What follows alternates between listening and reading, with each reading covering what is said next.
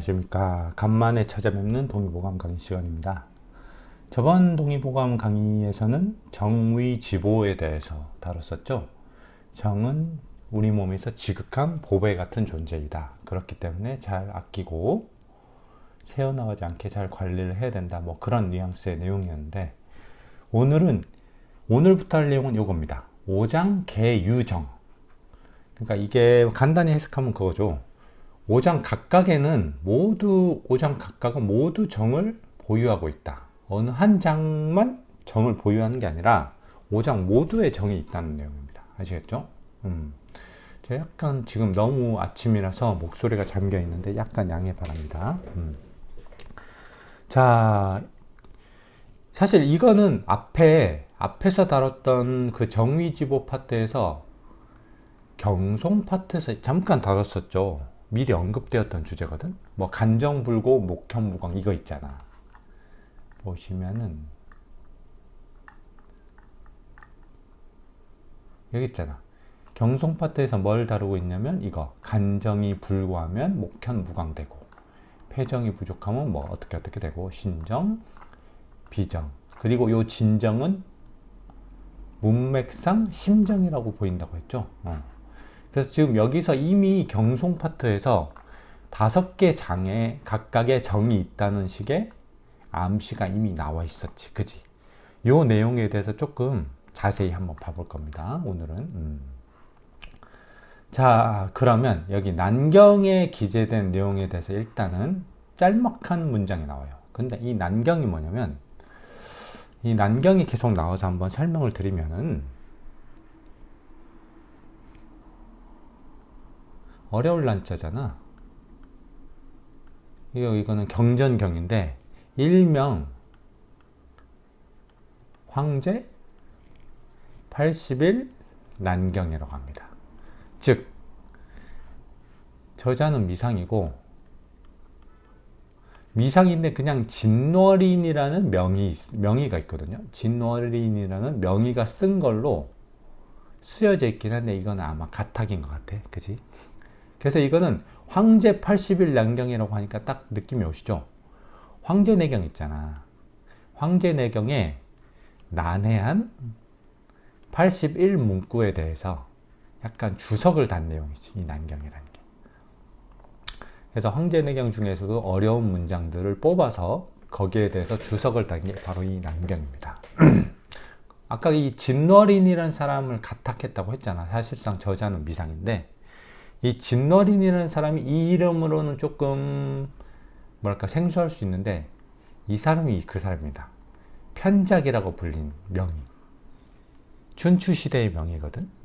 편작이에요, 진월인이. 이 사람 떠올리면 그거를 알아야 돼. 이건 뭐지? 나중에 예과 시간에도 요거 시험으로 나올 수 있는 문제라서, 편작이 6가지의 불치증에 대해서 얘기를 했거든. 뭐 그렇게 중요한 내용 같지는 않지만 6가지 불치증, 즉 어떤 명의가 와도 치료할 수 없는 6종의 불치 환자 유형을 제시를 했단 말이야. 그걸 한번 짚어드릴게. 편작, 즉 진월인이 정리해둔 6종의 불치 환자. 뭐 지금 용어로 표현하면 6종의 증상 환자라고 보면 되겠죠. 자, 그 중에 첫 번째가 뭐냐면, 한자로 쓸게요. 이건 한자를 조금 써야 될 것 같아서.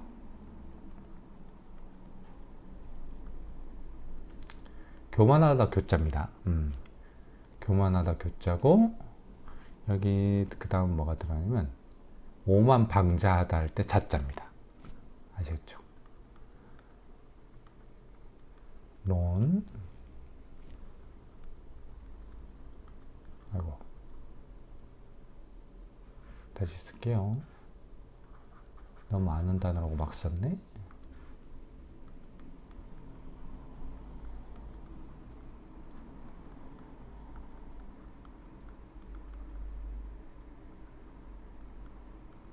자, 이거는 뭐냐면 교만 방자하다 이거지. 교만이 뭐예요? 쉽게 말하면 아나무인이지. 자기 밑에 아무도 없다는 느낌으로, 위에 아무도 없다는 느낌으로 사람들 막 깔보는 느낌 있잖아. 그리고 자는 뭐예요? 방자하다 할 때 잔데, 이 방자하다는 게 눈치를 안 보고 제멋대로 행동하는 거야. 사람이 사회생활을 하면서 어느 정도 그 에티켓이나 그 장소에 맞는 어떤 그런 행동들이 있잖아요. 언행들이. 뭐 미술관에 가면 조용히 보면서 작품들을 절대 만지지 않는다든가 그런 게 있는데, 그런 것들을 다 깡그리 무시하고 자기 제멋대로 행동하는 그런 것들 있잖아. 그런 거를 방자하다고 하거든. 그래서 어떻게 보면 요 두 개가 상통하죠. 사람들 눈치도 안 보고 제멋대로 행동하는 거. 교만방자하다고 하는 거지. 교만방자해서 이게 어떻게 환자하고 연결이 되냐면, 이거는 어떻게 해석하면 좋냐면, 의사가 이 사람을 진찰해서 파악해낸 병리적 그런 이론들 있잖아. 이 사람의 병리적 상태.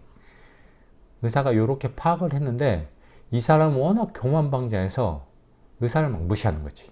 야, 니 따위가 그걸 알겠냐는 식으로 접근하면서 이 의사가 파악해낸 병리 자체를 같이 의논할 생각이 없는 거야. 그냥 무시하는 거지. 이런 전형적인 예가 어디 나오냐면, 그 제가 저번에 재밌게 봤다고 했던 허준의 속편, 구암 허준 있잖아요. 김주영 님이 허준으로 나왔던 구암 허준에도 등장을 하는데, 물론 허준에도 나오죠. 거기 공빈이 있어. 공빈의 친오빠를 허준이 치료를 하는데, 이제 내의원에 들어가서 공빈 오빠가 이렇게 생겼습니다. 구암 허준에서는 캐스팅 되게 잘했거든. 이렇게 됐어. 표정만 봐도 좀 교만방자하잖아. 공빈 오빠인데, 구안의사가 와서 치료를 하고 있었는데 치료가 잘 안 된 거지. 그래서 허준이 맡아서 치료를 하는데, 되게 교만하거든요. 치료도 잘 안 되고 짜증나는 병이고 하니까. 그런데 갑자기 듣도 보도 못한 허준이라는 놈이 와서 자기를 치료하니까 더 마음에 안 든 거야. 그래서 허준이 뭔 얘기를 해도 마음에 안 들고, 나중에는 그 바둑판 있잖아요. 되게 그 두꺼운 거, 요렇게 생긴 거 있잖아. 막 아버지네 집에 가면 있는 거. 요거를 던져서 허준 발등 찍어버려. 진짜 폐악질을 일삼는데, 이 허준이 이 공빈 오빠 구안화사를 치료하다가 뭔가를 발견했어. 이 사람이 구안화사 말고도 약간의 반위 증세가 있다, 위암 증세가 있다는 것을 발견해낸 거지. 이거를 레이원에서 아무도 어의도 발견을 못했거든요. 아마 그렇게 알고 있는데, 근데 이 반위 증상을 설명하니까 공빈 오빠가 믿겠어요? 당연히 안 믿지. 당연히 안 믿고, 또 반위 치료하라고 막 여기저기 뜸뜨니까 더 막 발광하는 거야. 자기 막 아프게 하고 죽이려고 한다, 뭐 이런 식으로 하면서 결국 이렇게 바둑판 집어 던져버리거든. 근데 결국은 어떻게 되겠어요? 허준의 말이 다 맞았고, 결국 공빈 오빠는 완치가 되면서 허준의 극렬한 지지자가 되지. 아무튼 이 사람이 전형적인 요 교자 불론어리의 예시인 것 같아. 딱 사진만 봐도 딱 아시겠죠? 근데 이런 케이스 되게 많거든. 뭐 물론 이렇게 실제로 지체가 높고 요런 케이스만 요렇게 되는 게 아니에요. 환자분들 보다 보면 이런 케이스도 의외로 많습니다. 교만방자하거나 아니면 교만방자하지 않더라도 은근 무의식 중에 의사를 무시하고 의사가 말한 것들을 다 따르지 않는 그런 케이스들 되게 많거든. 그래서 이 1번 같은 케이스는 그런 케이스를 말하는 겁니다. 그리고 6가지 중에 두 번째 불치증이 뭐냐면, 가벼울 경이죠. 신, 중, 제입니다. 느낌 오시죠? 자기 자신의 몸은 가벼이 여기되 재물은 중시 여기는 거야. 그러니까 건강보다 재물을 중시해서 적극적으로 돈 써야 될 때 쓰고 약 먹어야 될 때 먹어야 되는데 그렇지 않는 거지. 그냥 자기 재물만 아끼다 보니까 몸은 조금 경시를 하는 케이스지. 이런 케이스는 돈 많은 집만이 아니라 약간 되게 어르신들 있잖아요. 아끼면서 살아온 그런 버릇이 된 어르신들, 이런 경우에 되게 많아. 이런 케이스는 약 쓰기가 되게 힘들죠. 약이 필요한데도 불구하고. 자, 그 다음 세 번째.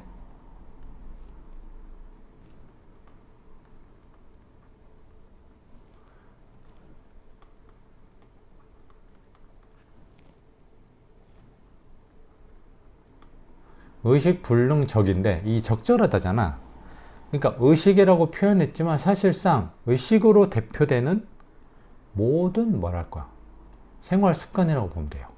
모든 생활 습관에서 적절하지 못한 거야. 그러니까 의사가 치료하는 거는 우리가 치료할 수 있는 거는 한의원에 왔을 때 대략 1시간 정도밖에 없어요.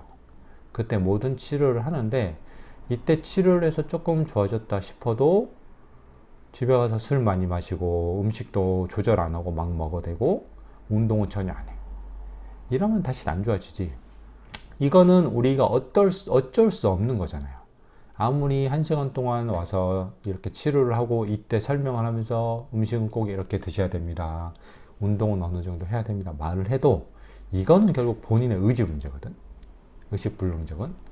평소 생활 습관이기 때문에 이거를 잘 지키는 분들은 알아서 잘 조절을 하는 분들은 똑같은 증상으로 와도 치료가 빨리 되고 아닌 분들은 계속 도로아미타 타블이 되겠죠.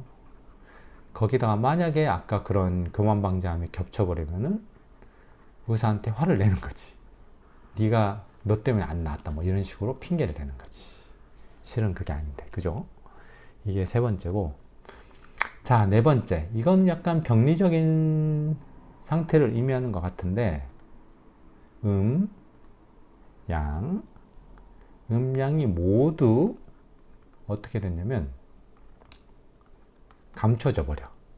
그리고 기운 또한 부정하다. 자, 이게 무슨 말이냐? 쉽게 말하면 음양의 조화가 이미 크게 손상되어 버렸고 이 기라는 것도 우리 몸에서는 어느 정도 규칙성이 있거든요. 운행 규칙이. 뭐 예를 들어서 장부나 경락을 따라서 어떤 특정 방향으로 흐른다는 그런 게 존재하잖아. 그지? 근데 이 기부정이라는 거는 그런 규율을 따르지 않고 기가 제멋대로 움직이는 그냥 망령되이, 쉽게 말하면 망령되이 운행하는 그런 상황을 의미하는 거지. 어느 정도의 경로나 일방성 이런 거를 모두 무시한 채 제멋대로 랜덤한 방향으로 운행하는 거를 기부정이라고 한 것 같아. 그러니까 이거는 뭔 것 같아요? 너무 병이 손쓸 수 없을 정도로 깊어진 상황을 의미하는 것 같아. 아시겠죠? 어느 정도라야 우리가 손을 쓰잖아. 근데 그 수준을 넘어선 상태를 의미하는 거야. 그래서 병리적 상태가 매우 심해서 손쓰기 힘든 상태를 의미하는 거지. 이게 네 번째고. 자, 다섯 번째는 뭐냐면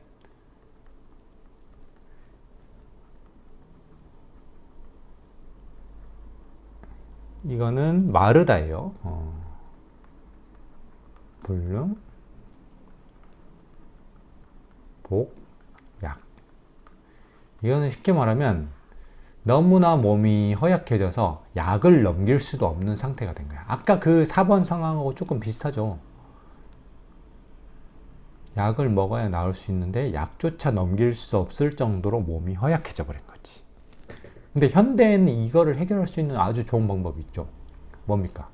위장을 통하지 않고도 기력을 불어넣을 수 있는 링겔이 있지. 이건 사실 어마어마한 발명품인 것 같아. 링겔로 여럿을 살린 겁니다. 사실 한의학이 절대 해줄 수 없는 분야를 요 링겔이 해결을 해주고 있죠.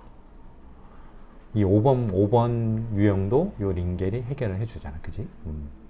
물론 링겔만 다고 다 좋아지진 않지만 위급 상황에서 아주 훌륭한 치료 방안이 되고 있죠. 그 다음에 여섯 번째, 마지막입니다. 육불치 중에 마지막 여섯 번째인데 이런 케이스도 한의원에 엄청나게 흔합니다. 신무, 뭡니까? 무속신앙이라고 하지만 모든 종교 생활도 다 여기 들어갔다고 보시면 돼요. 그럼 뭘 안 믿겠어? 의사를 안 믿겠지. 신무, 불신, 의야. 그냥 무속신앙이나 어떤 종교적인 거에 과하게 빠져서 그런 논리에 지배가 되었기 때문에 의사를 전혀 믿지 않는 거예요. 아시겠죠? 이거 약간 그런 케이스도 있거든. 극단적으로는 되게 사이비 종교들에서 아기가 아플 때 병원 안 보내고 그냥 뭐 안에서 막 기도나 이런 것만 하잖아. 그런 케이스는 되게 극단적인 경우고, 그렇게 극단적이지 않은 케이스에도 약간 이런 게 있어요. 막 피를 멀리하는 종교가 있거든. 그래서 이 사람들은 피랑 관련된 어떤 직접적인 피랑 관련된 거는 섭취를 아마 안 할 거예요. 모 종교가 있는데, 저희도 요 종교 신자인 단골분들이 있는데, 이분들은 녹용이 들어간 약을 요 이유로 안 먹어. 아시겠죠? 이거는 뭐 종교적인 그런 교리에 따른 거기 때문에 제가 뭐라고 강요를 해도 절대 먹을 수가 없겠죠. 뭐 이런 케이스도 있고, 몇 년 전에 아주 세상을 혼돈스럽게 했던 아나키 사건이 있죠. 대장이 한의사이지만 사실 이건 무속신앙급이라고 봐야죠. 이 아나키의 요거는 대장이 한의사라고 해도 이거는 완벽하게 배척해야 되는 그런 논리 구조를 갖고 있습니다. 아시겠죠? 이런 것도 어떻게 보면 무속신앙의 범주라고 볼 수 있겠죠. 이렇게 해서 6종의 편작, 즉 진월인 의사가 정리해준 6종의 불치 증에 대해서 한번 봐봤습니다. 나중에 개원하시면 생각보다 이런 6종 불치 환자가 많이 등장하는 거에 놀라실 겁니다. 아시겠죠? 자, 그럼 난경에 대해서 간단히 이렇게 봐봤고, 단어를 좀 볼게요. 요거 뭡니까? 요거 성. 계속 나오는 건데. 뭔가 두텁다, 많다 성이거든? 그래서 왕성하다, 무성하다, 융성하다, 번성하다. 그런 뜻이고, 이 합자는, 도량령으로 쓰일 때는 호비라고 있습니다. 그래서 이거는 대략 어느 정도냐면 0.18리터. 물론 도량령의 기준에 따라 다르지만 대략 현대 기준으로는 요 정도라는 값만 찾고 계시면 돼요. 작은 컵 한 컵 정도죠. 180ml. 대략 요 정도 느낌이고, 이건 뭡니까? 흩어지다 산냐. 그래서 확산하다, 분산되다, 뭐 이런 느낌이지. 그리고 여기 나온 요 근자. 요거는 사실 지금도 쓰는 도량령 중에 하나죠. 한 근이 대략 600g 정도예요. 그래서 한의원 개업하시고 약재 불러보면 요새는 그래도 많이 바뀌어서 500g, 1000g 단위로 오는데, 이 한 근 단위를 아직도 고수해서 600g 단위 혹은 300g 단위로 반근이죠. 이거는 이렇게 배송되는 업체들도 많이 있습니다. 여기서 한 근의 그런 잔재를 살펴볼 수 있는 거지. 자, 그러면 요거 내용은 그렇게 어렵지 않으니까 신속하게 한번 봐볼게요.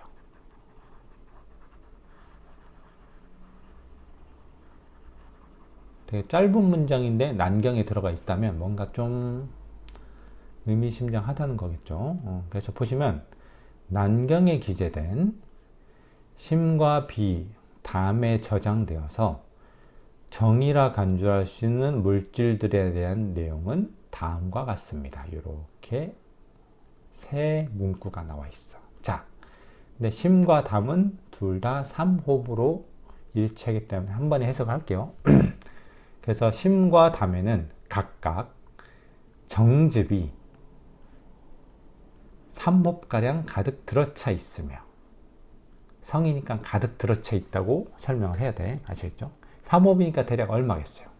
아까 1홉이 180ml 정도잖아요. 그러니까 540ml 정도겠지. 현대 기준으로. 그리고 좀 요거를 해석할 거야. 비에는 반근가량의 고가 넓게 분산된 상태로 존재한다. 자, 이렇게 보면 그렇게 어렵진 않은 것 같은데, 요 숨어있는 내용을 또 우리가 파악을 해야 되잖아. 그지? 자, 이 전체적인 문구의 요점이 뭡니까? 요점. 자, 심과 비, 담이 보유한 정으로 간주할 수 있는 어떤 물질들이 있다 이거지. 이 물질들에 뭐가 명시가 되어 있냐면 일단 첫 번째로 성상이 명시가 되어 있어. 그지? 두 가지 성상으로 요약이 됩니다. 그지? 심과 담의 정즙이라는 성상과 비의 산고라는 성상으로 정리가 되는 거예요. 그 다음에 성상만이 아니라 용량까지 명시가 되어 있어. 특이하게도 하나는 부피 단위인 3홉, 하나는 무게 단위인 반근으로 이렇게 명시가 되어 있다는 게 이 문장의 요점입니다. 그죠? 자, 그러면 이 성상과 용량, 명시된 용량에 대해서 한 번에 설명을 드리면 이렇게 됩니다. 일단은 두 가지, 정즙과 산고거든. 요 즙과 고를 봐야 돼. 그럼 일단은. 자, 즙은 뭐냐면 우리가 어떤 물기가 있는 액체가 있잖아.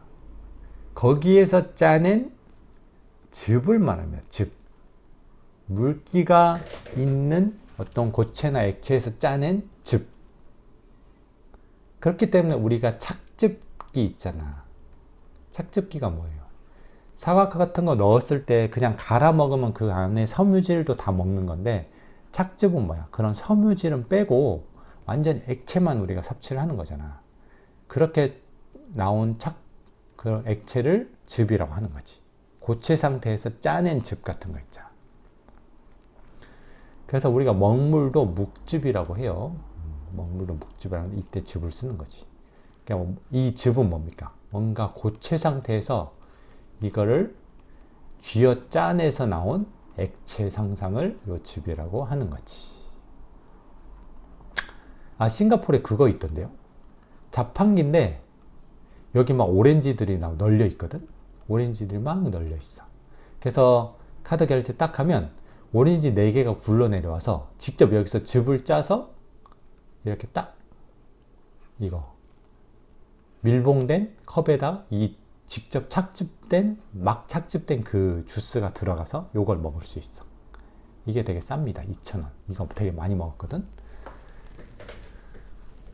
이걸 거의 물 대신 먹은 것 같은데, 근데 이거 되게 좋다고 생각해서 검색해 보니까 우리나라에도 들어왔었대요. 들어왔었는데 이 오렌지 단가가 안 맞아서 한 잔에 5,000원씩 파니까 이게 망했대. 과일은 그냥 산지 싼 데에서 사 먹는 게 좋고, 이거 되게 좋았어요. 어쨌든 이것도 착즙이죠. 착즙. 오렌지를 바로 짜서 우리가 액체만 섭취를 하는 거니까. 그죠? 그래서 이 즙이라는 것은 그거를 의미하는 거고, 사실상 그래서 이 즙은 뭡니까? 거의 완전한 액상이겠지. 액상. 그지? 그럼 이거랑 상반되는 게 요 고입니다. 고. 이거는 계속 했던 건데 기름고거든. 근데 기름이라는 표현보다는 이게 쓰이는 용법을 보면 요 성상에 대해서 더 이해를 하기 쉬워. 계속 했던 건데, 경옥고라는 거 드셔보셨는지 모르겠는데 경옥고 할 때 고가 이겁니다. 그리고 옛날 분들은 아시죠? 고약이라는 거. 고약, 연고, 고량진미할 때 다 고가 이겁니다. 그래서 이거는 약간 고체이긴 한데 완벽하게 또 고정된 고체는 아니지. 뭐랄까, 경미한 이동성은 보유한 고체 정도겠지. 약간 된장이나 그런 느낌 있잖아. 그런 고체를 의미합니다. 그래서 기름이라고 표현한 것 같아요. 그럼 이제 이 용량을 외에 심과 담에서는 부피 단위를 쓰고 비에서는 무게 단위를 쓴지 알겠죠? 왜? 심과 담에 들어있는 것은 즙이야, 즙. 액체 성상이기 때문에 부피 단위인 홉을 쓴 거고. 그지? 그리고 요 고는 거의 고체 상태이기 때문에 부피보다는 무게 단위인 근을 쓴 거지. 이렇게 되면 성상과 용량 표시가 어느 정도 연계성을 갖게 되죠. 그죠? 그럼 여기서 더 중요한 두 번째 사실이 있어. 이거는 퀘스천을 붙여야 되는데, 자, 우리가 정의라는 게 계속 정리를 할 때 어떻게 정의를 내렸어요? 뭐랄까, 엄청나게 근원적인 물질이라고 정의를 했었잖아. 그럼 근원적인 물질이라는 거는 사실상 이렇게 되잖아. 뭐 여러 가지 형태가 있고 이것에서 거슬러 올라가고 또 어떤 것들이 있고 또 거슬러 올라가서 이게 근원적인 물질이거든. 근원적인 물질은 이 근원으로 갈수록 여러 가지가 생기면 안 돼. 마치 줄기세포처럼 단일 성상의 어떤 형태를 띄어야 되거든. 여기서부터 분화가 되면서 이제 다양성을 띠게 되는 거잖아. 그지? 그런데 이 정도 약간 우리 몸의 생리적으로 요런 위치에 있거든. 근원적인 물질이기 때문에 이 정이라는 거는 사실상 어떻게 해야 돼요?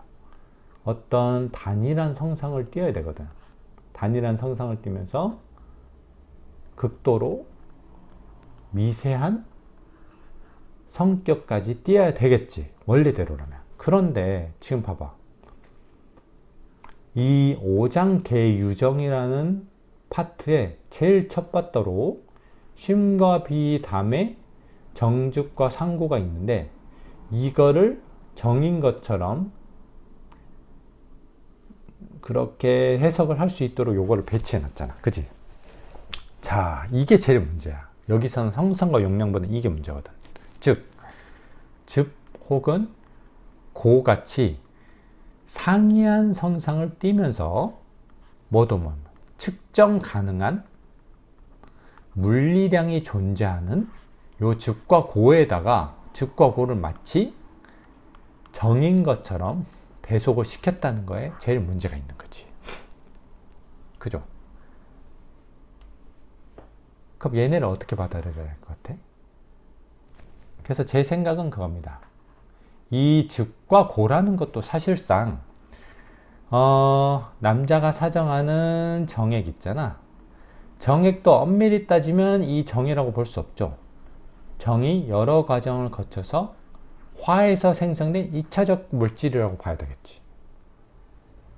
자, 느낌 오시죠? 그러면 즉과 고 또한 이 정이 화에서 생성된 2차적 물질로 보는 게 더 합리적이겠죠. 그죠? 왜? 정은 순수하면서 근원적인 물질이고 극도로 미세한 물질이어야 되기 때문에 방금 문구에서 설명했던 즉과 고의 어떤 모든 성상들과 정반대가 되거든. 그지? 그래서 여기서 뭐랄까 정즉과 산고라고 해서 심과 담에 들어가 있는 심비담에 들어가 있는 요 물질들을 정인 것처럼 표현을 하고 있지만 보다 엄밀히 따지면 이거는 완벽한 정은 아니고 뭐겠어요? 정이 화에서 생성되는 2차적 물질에 불과하다. 이런 식으로 이해를 해야 이 정이라는 근원적 물질의 이해에 방해가 되지 않을 것 같아요. 아시겠죠?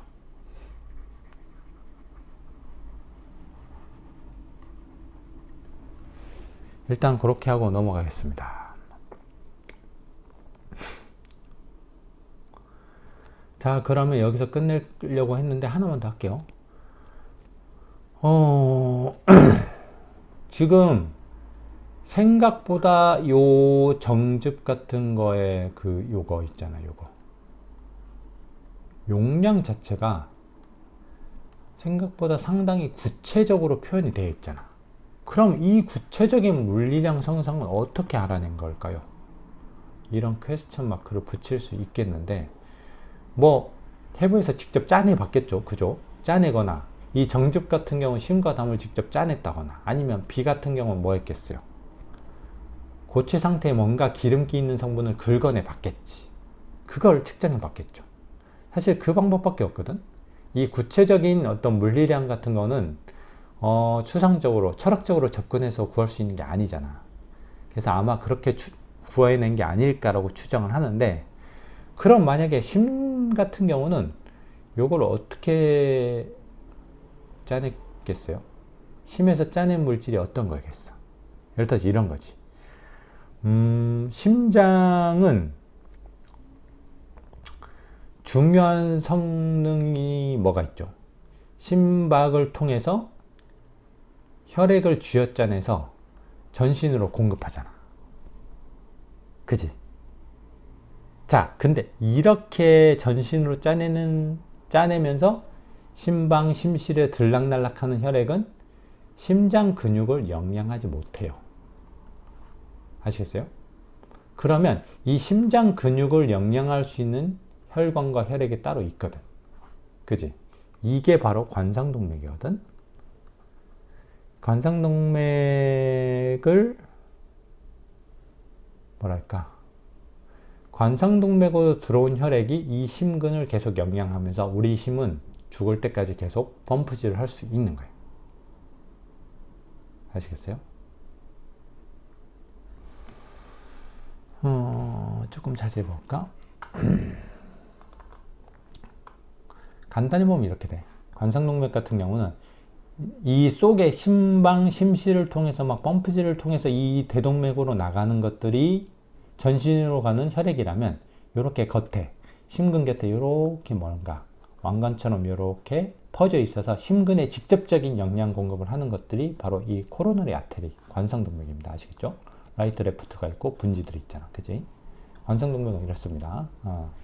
아무튼 이렇게 됐는데 이 관상동맥과 심방, 심실 속에 있는 혈액을 모두 일단은 제거를 하겠죠. 모두 제거를 하면 심근만 남겠지. 그지? 이 심근을 쥐어짜내면 뭔가 액상물질이 나올 거란 말이야. 그지? 이게 3홉 정도가 아닐까라고 추정을 합니다. 근육에 왜 액상물질이 있어요? 포도당이 글리코겐의 형태로 근육에 저장이 되거든. 그때 자신 무게의 3배나 되는 물이 별도로 필요해. 그래서 다량의 액상 물질을 근육들은 함유를 하고 있어야 되고 이 심근 같은 경우는 더 많이 함유를 할 수 있겠죠. 그죠? 그래서 얘를 쥐어짜낸 결과가 3홉이 아닐까라고 추정을 합니다.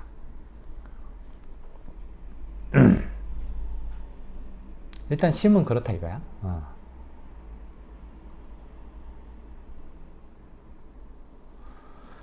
여기서 그거 한번 볼게요. 심장에 전신 혈액순환과 관련된 해부 구조물이 있거든. 관상동맥하고. 아까 본 건데.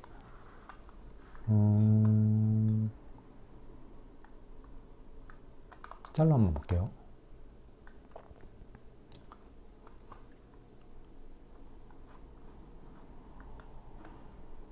자, 레프트 벤트리클 좌심실입니다.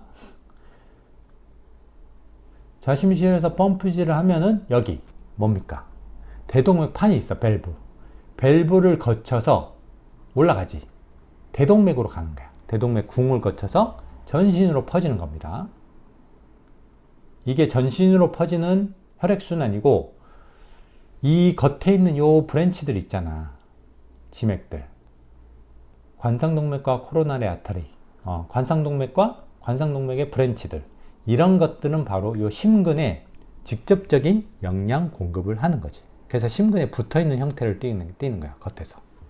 한 번 더 보면 이 심실, 좌심실에서 대동맥판을 거쳐서 쭉 짜서 위로 대동맥을 거쳐서 대동맥궁을 거쳐서 전신으로 혈액을 공급을 하고, 그럼 이렇게 전신으로 혈액을 공급하느라 운동하는 심근에는 요 심장 곁에 붙어있는 관상동맥과 그 브랜치들이 직접적으로 영양을 공급하는 겁니다. 아시겠어요? 어렵진 않죠? 해부학도 많이 공부하셔야 돼. 자, 그럼 하나만 더 해볼까? 생물학 시간에도 배웠던 건데, 우리 몸에 체순환과 폐순환이 있죠. 크게 두 가지가 나눌 수 있는데, 아까 말했던 좌심실에서 펌프질을 해서 대동맥으로 혈액이 가죠. 그럼 대동맥으로 가서 결국 어디로 퍼져? 전신의 모세혈관으로 혈액이 공급이 되겠지. 그럼 여기서 대정맥을 거쳐서 어디로 들어오냐면 우심방으로 들어옵니다. 우심방에서 다시 펌프질을 해서 우심실로 가고, 우심실에서 어디로 가겠어요? 폐로 가는 폐동맥으로 가서 폐의 모세혈관으로 가서 여기서 산소랑 이산화탄소 교환이 이루어지겠죠? 그리고 다시 폐정맥을 거쳐서 좌심방으로 갑니다. 그래서 좌심실로 들어오는 게 순환의 일대기지. 자, 그럼 여기서 포인트가 뭡니까? 이렇게 구분해야 돼. 이 폐의 모세혈관을 거치면서 여기서부터 어떻게 돼요? 혈액 내에 산소량이 많아지겠지. 그 산소량이 많아진 상태로 이렇게 와서 여기까지야. 즉 요렇게. 요 과정은 어떻게 돼요? 요 과정에서는 혈액 중에 산소량이 많아. 그지? 근데 이 과정은 어때? 여기서 전신 모세혈관을 거치면서 산소랑 영양분이 소모가 되잖아. 그럼 요 과정에서는 어때? 산소량이 적겠죠? 무슨 말인지 알겠지? 그래서 동맥을 지난다고 해서 모두 산소량이 많은 혈액이 아닙니다. 그리고 정맥을 지난다고 해서 모두 산소량이 적은 혈액이 지나는 게 아니에요. 그거를 헷갈리시면 안 돼요. 아시겠지?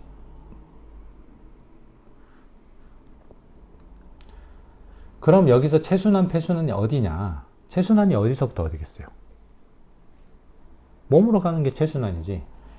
그래서 넓게 보면은 어떻게 됩니까? 약간 요렇게 보면은 체순환이 되겠고, 그럼 여기서부터 다시 우심방을 거쳐서 요렇게 폐까지 가는 거는 폐순환이 되겠지. 크게 이렇게 판단하셔야 돼. 그래서 동맥이지만 산소 농도가 낮은 경우도 있고, 정맥이지만 산소 농도가 높은 혈액이 흐르는 경우도 있다. 이걸 항상 유의하셔야 되고, 그러니까 동맥, 정맥은 그거잖아. 동정이잖아, 한자로도. 그지? 움직일 동, 고유할 정이잖아. 그렇기 때문에 동맥, 정맥은 해당 혈관을 흐르는 혈액으로 혈액의 O2 농도로 결정되는 게 아니에요. 이 동정의 한자 뜻에서도 유추할 수 있던 동맥은 어디에 있어? 동맥 같은 경우는 심실과 바로 연접된 게 동맥이거든. 그지? 여기도 우심실과 바로 연접된 게 폐동맥이잖아. 그럼 심실에 쥐어짜는 힘을 가장 크게 받아서 가장 파동이 큰 혈관이 되겠죠. 그거를 동맥이라고 하는 거야. 그럼 여기서 멀어지면서 파동이 좀 약해지는 그런 혈관을 정맥이라고 정의를 하는 거지. 아시겠죠? 자, 그럼 심에 대해서 이렇게 심을 쥐어짜내서 심근 속에 있는 거를 쥐어짜냈더니 3호가량 나오지 않았을까라는 추정을 한번 해보고, 자, 두 번째 대답. B는 어떻게 써요? B.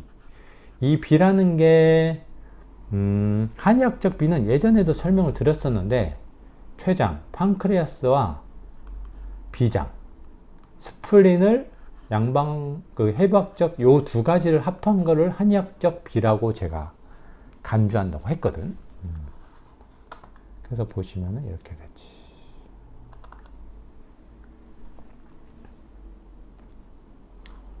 자, 보시면은 일단 늑골을 보기 편하기 위해서 늑골을 일단 제거를 하고, 간도 약간 제거를 하고, 요 위도 제거를 할게요.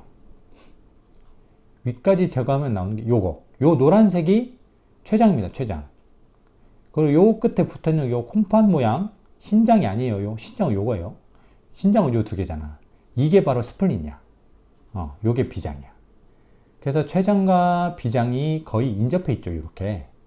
그래서 요 둘을 세트로 봐서 한의학적인 B로 규정을 한 게 아닐까라고 저는 추정을 하고 있습니다.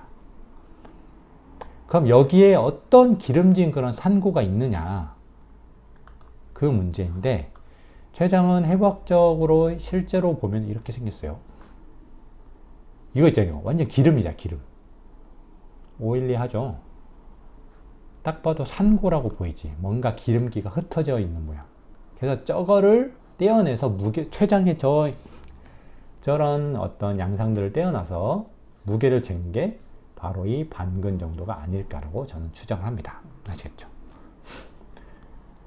담 같은 경우는 되게 간단해. 1일 담즙 생성량이 얼마 정도냐면 400에서 800ml거든? 아까 3홉이 어느 정도예요? 540ml잖아.